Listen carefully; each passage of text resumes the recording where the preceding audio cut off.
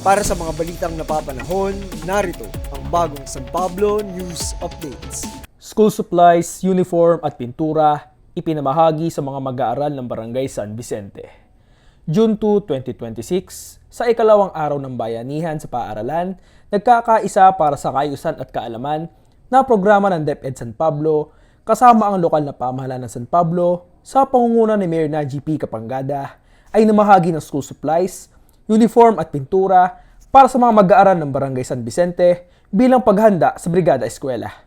Mahigit 186 na school supplies ang binahagi sa 75 students na mula sa kindergarten, 81 students sa grade 1 at 30 students sa grade 7.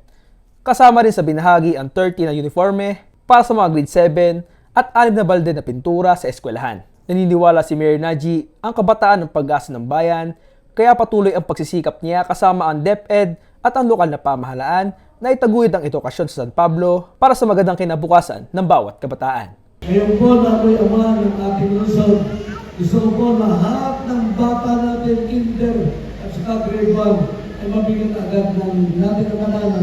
At ito po na may dala nilang gamit hanggang maging grade 7. So mga minamahal kong magulang, the education of your children starts with you. Yan po mga binibigay namin mga berry. Wala po yan.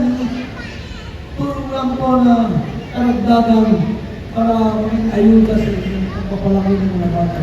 Pero mahalaga po yung inyong gabay sa kanila na ang ating mga bata ay maging mabuting mga anak, maging mabuting mamamayan at higit sa lahat, mabuting mamamayan yung mapagmahal sa lungsod ng San Pablo.